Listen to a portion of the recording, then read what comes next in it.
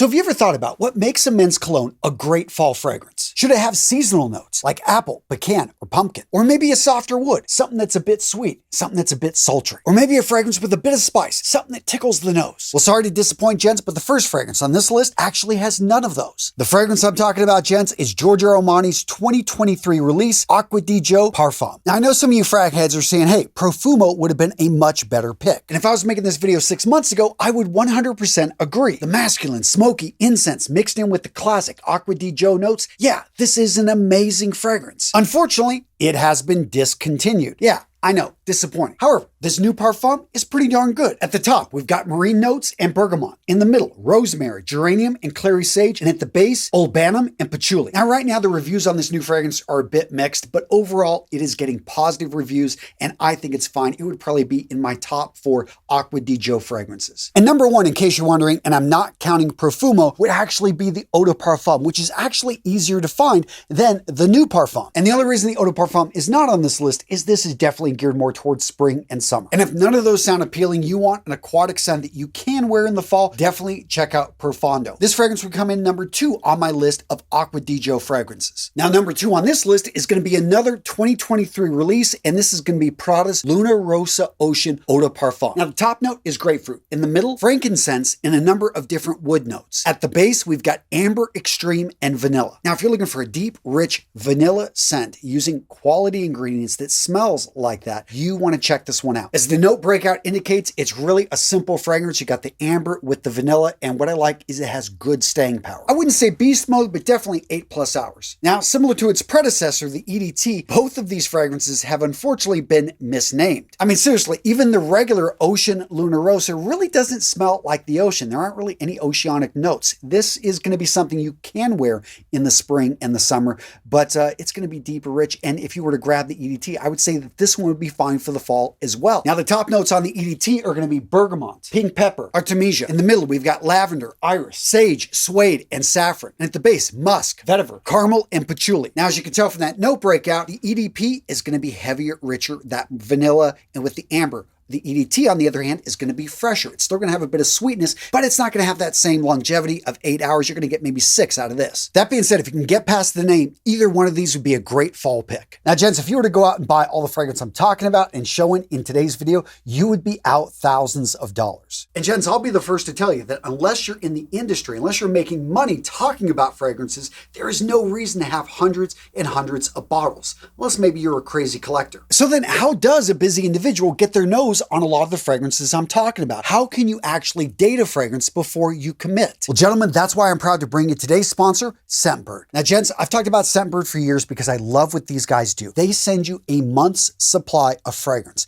so that you can try it, so that you can wear it, so that you can see how it reacts with your skin, and you have the time to figure out whether or not you like it. Now, every single month, you get to choose what you want to receive, so there's no surprises, and with hundreds of options from brands like Prada, Gucci, Versace, as well as indie labels like Skylar, Heretic, and Confessions of a Rebel. Now, this month from Scentbird, I received Joseph Aboud's Modern Gentleman. The notes here are going to be citrus peel, pear, clary sage, ginger, and geranium. I also received Acqua di Parma's Colonia Pura with the notes of bergamot, orange, jasmine, coriander, and cedarwood. And my experimental fragrance, the one I really didn't know what to expect, was Sunforce by The Harmonist. The notes here are Hawaiian pomelo, Bulgarian rose, incense, organic honey, and sandalwood. And I have to say, the Sunforce was a bit of a surprise. I didn't expect to like it as much as I did. The Acqua di Parma is a house I'm very familiar with, so no surprise there. This is a solid pick. And the Joseph Aboud, a house I'm not super familiar with, I actually really enjoyed this one. And by the way, if you haven't checked out Scentbird in a while, they've updated their atomizers and the way these things spray. It really is a sleek, simple system that doesn't leak, and I think just really does a great job allowing you to travel with the fragrance and wear it whenever you want. Seriously, gents, an awesome company. I've worked with them for years. I've been to their New York office.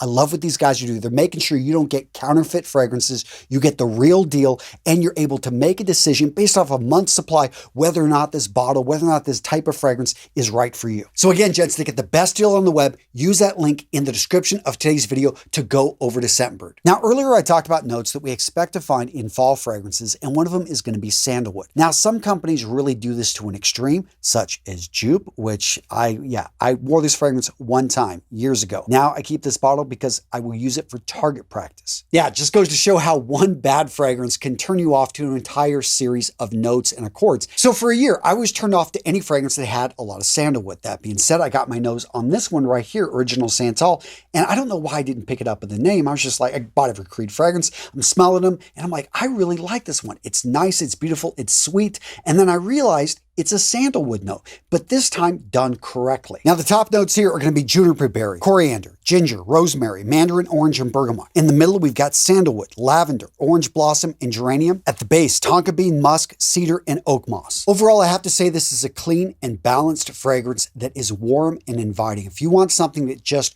welcomes people in, is like a warm hug, this is the fragrance. That being said, Creed fragrances are expensive, and a fragrance that actually came out 2 years before that one and smells eerily similar is going to be Mont Blanc's Individual. And what I like about this one, you can find it all over the internet. You can occasionally find it at a duty free to be able to get your nose on it. It smells very similar. It doesn't last as long. Actually, Creed fragrances don't last long either, but you get a very similar smell. All right, gents, I know you got an opinion. I know you feel I left some fragrances off this list, so let me know in the comments below. The next fall note I want to talk about having to do with harvest is apple. We have a lot of apple orchards in my area, and when I got my nose on apple brandy, I haven't had an apple brandy for a decade. And as soon as I smelled this, my mouth started to water. I just don't drink anymore, but this made me want to, oh, it smells freaking amazing. Now, the top notes here are going to be cardamom and bergamot. In the middle, we've got apple, rum, brandy, pineapple, vanilla, and moss. At the base, ambroxan and cedar. Now, don't let that ambroxan turn you off. I actually wish this thing had more moss and ambroxan so it lasted longer.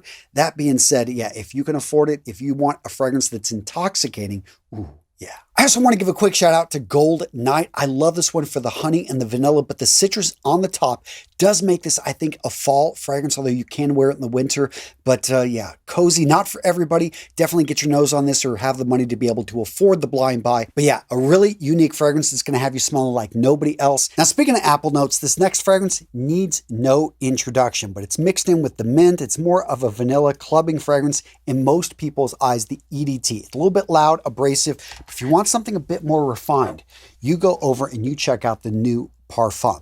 This right here is going to be a bit softer. It's not as in your face, yet it does have that apple note. Now at the top, we're going to have the familiar mint and lemon, but in the middle, we're going to have a little bit stronger of that green apple with geranium. And at the base, tonka bean and amber. Now again, the note breakout between the EDT and the Parfum, very similar. I would say just the difference is the Parfum is going to be a bit more muted, smoother, more refined. If you're in your 30s, 40s, 50s, and you want to wear a fragrance you can wear out to the clubs, definitely check out the Parfum. The Eau de Parfum is interesting because it's a whole different beast. At the top, again, we see the familiar mint and the citrus. We've got the lemon there, but we have a candy apple as well at the top with a mandarin orange. In the middle, we've got ambroxan, geranium, clary sage, and at the base, vanilla, cedar, sandalwood, bitter orange, patchouli, and leather. Now, gents, do I smell every note there? The answer is no. And what is the big difference between this and the EDT? I do feel that this one doesn't project out as much. I do also feel it's a little bit sweeter. Now, really quick, gents, I want to let you know that I listen to you. I see down in the comments, sometimes you say, Antonio, this is a bit confusing.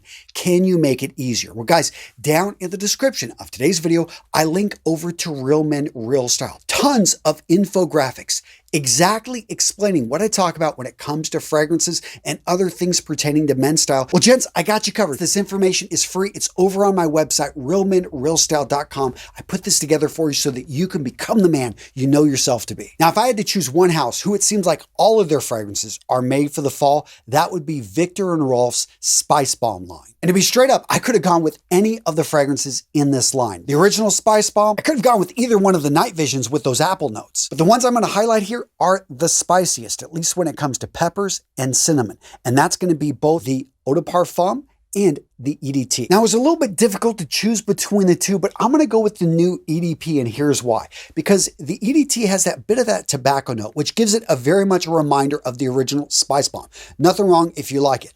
But I think this one right here is just going to be a little bit more versatile. The EDP just seems like it's easier to wear. Yes, it's still got the spice. It's got, the pepper in it. It's got the cinnamon, but that's what makes this unique. Again, you don't want to get your nose on this. Don't blind buy this fragrance. But I think that if you like it, this is definitely one that's going to help you stand out from the crowd, and it's really easy to pick up, so do not overspray this fragrance. Now, what if you want a fragrance that's really earthy? You want something that's really mossy? I have to admit, I am not in love with this fragrance, but I respect what it is.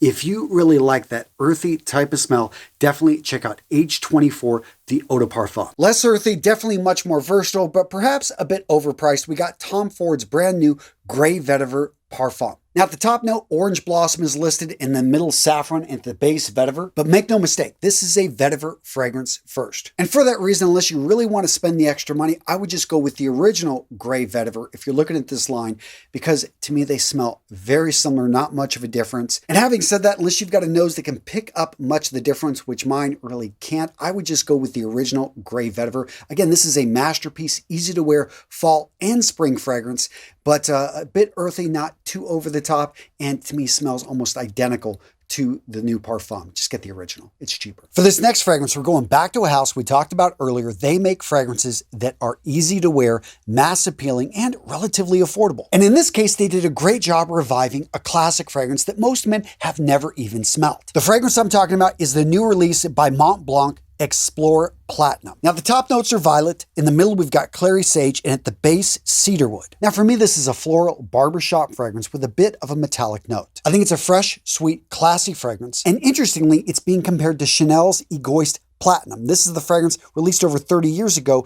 I can see where the similarities, they got very similar notes. Do they smell exactly the same? No, but this one I think is actually more modern and mass appealing. So for a fall back to school or office fragrance, this is a no-brainer. Now what about Calvin Klein fragrance? Some of you guys have asked me about these in the past. In general, I wait till they go to discounters with these two. I did not. I grabbed them because I wanted to get my nose on them, and I was a bit disappointed. I'm not going to say either one of these are worth full retail, but if you can again buy them at 50% off at a discounter or more, yeah, I'd grab them. They're decent. And normally I would also say when it comes to Burberry fragrances, wait till they're at discounters, wait till you can grab them on sale.